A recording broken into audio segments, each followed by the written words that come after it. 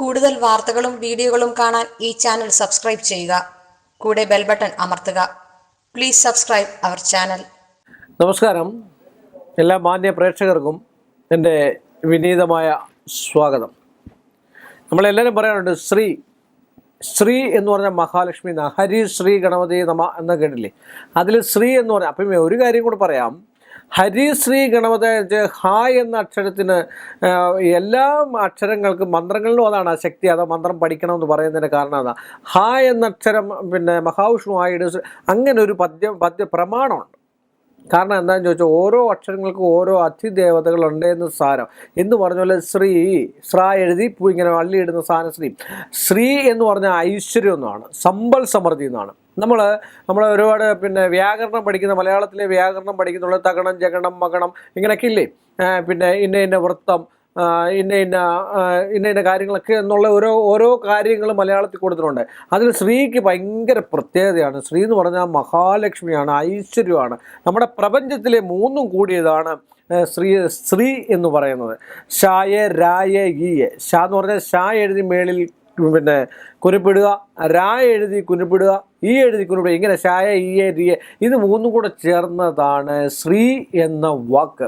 ആ ശ്രീക്കകത്ത് പറയുന്നത് എന്തിനാന്ന് ചോദിച്ചാൽ, ഷാ എന്ന് പറഞ്ഞ ആത്മാവിനെയും, നമ്മുടെ ആത്മാവ് എവിടെ സ്ഥിതി ചെയ്യുന്നു അതിനെ ആത്മാവിനെയും, ഈ എന്ന ശബ്ദത്തെ മായാശക്തിയെയും പ്രകൃതിയെയുമാണ് എന്ന ശബ്ദത്തെ സൂചിപ്പിക്കുകയും ചെയ്യുന്നത്. ഈ മൂന്ന് ശക്തി, മായാശക്തി, ശ്രീ എന്ന് പറയുന്ന പ്രകൃതി ശക്തി, അപ്പോൾ മൂന്ന് ശക്തികളിൽ അപ്പോൾ നമ്മൾ ത്രിഗുണങ്ങൾ നമുക്കുണ്ടാകാനായിട്ട് ശ്രീ എന്ന് പറയുന്നത് ചേർക്കുക. ശ്രീ എന്ന് പറഞ്ഞു കഴിച്ചാൽ ഭയങ്കര വശ്യതയുള്ളതാണ്. അപ്പോൾ നമ്മൾ തന്നെ കേട്ടില്ലേ, ശ്രീ മഹാദേവൻ, ശ്രീകൃഷ്ണൻ എന്നൊക്കെ പറയത്തില്ലേ? ശ്രീകൃഷ്ണൻ, ശ്രീരാമൻ. എന്തിനാണ് ശ്രീ ചേർക്കുന്നത്?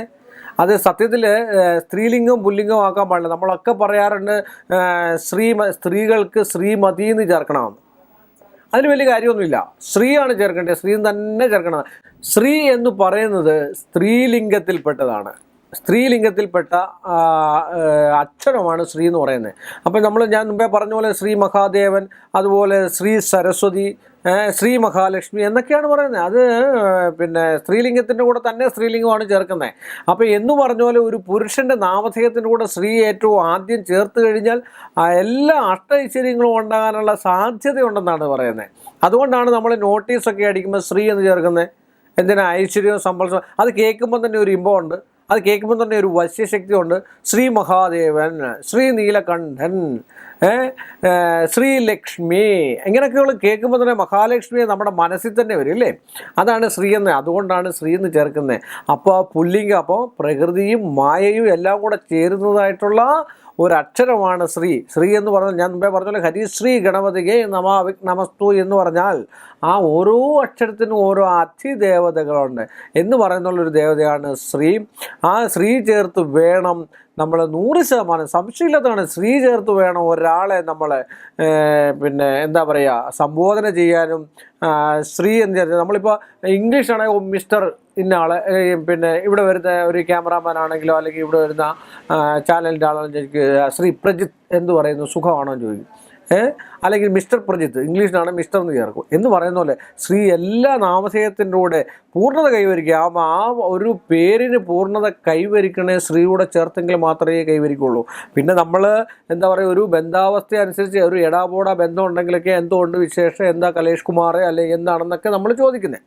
പക്ഷേങ്കിൽ നമ്മൾ ആദരവോടുകൂടി എപ്പോഴും ആരെയും നമ്മൾ സംബോധന ചെയ്യുമ്പോൾ ശ്രീ ചേർക്കുന്ന അത്യുത്തമമാണ്, അത്യവശ്യമാണ്, അഷ്ടൈശ്വര്യങ്ങളുകൊണ്ടാണ് ശ്രീ കൂടെ ഉണ്ടെങ്കിൽ. ഏതൊരാളിൻ്റെ അക്ഷരത്തിൻ്റെ കൂടെ ശ്രീ നിങ്ങൾ ചേർത്ത് നോക്കും. ന്യൂമറോളജി പറയുന്നുണ്ട് ഇത്ര അക്ഷരം വേണം, ഇത്ര അക്ഷരം വേണം. എന്തെങ്കിലും ഒരു അക്ഷരത്തിന് വ്യത്യാസം ഉണ്ടെങ്കിൽ മുമ്പിൽ ശ്രീ ചേർത്ത് നോക്കി. ആ ആളിന് ഐശ്വര്യവും സമ്പൽ സമൃദ്ധി, പേരിന് തന്നെ ആ ഒരു ഐശ്വര്യാവസ്ഥ ഉണ്ടാവും, ധനം ഉണ്ടാവും, ഐശ്വര്യം ഉണ്ടാവും, നല്ല കുടുംബജീവിതം ഉണ്ടാവും, എല്ലാം ഉണ്ടാവും. ശ്രീക്ക് എന്ന് പറഞ്ഞാൽ ഐശ്വര്യങ്ങളാണ്. ശ്രീ എന്ന് പറയുന്നതിൻ്റെ മഹാലക്ഷ്മി എന്ന് പറയാം. മഹാലക്ഷ്മിക്ക് എന്തൊക്കെയാണുള്ളത്? എല്ലാം ഉണ്ട്. ധനമുണ്ട്, പാർപ്പിടമുണ്ട്, വസ്ത്രമുണ്ട്, ആഭരണമുണ്ട്, എല്ലാം ഇല്ലേ? അപ്പോൾ ഇതെല്ലാം ഉണ്ടാകാൻ ശ്രീ ചേർക്കുന്നത് ഏറ്റവും ഉത്തമമായിരിക്കും എന്ന് പറഞ്ഞുകൊണ്ട് ഈ എപ്പിസോഡ് ഞാനിവിടെ വൈൻഡപ്പ് ചെയ്യുന്നു. വീണ്ടും കാണുന്നവരെ നമസ്കാരം. കൂടുതൽ വാർത്തകളും വീഡിയോകളും കാണാൻ ഈ ചാനൽ സബ്സ്ക്രൈബ് ചെയ്യുക. കൂടെ ബെൽ ബട്ടൺ അമർത്തുക. Please subscribe our channel.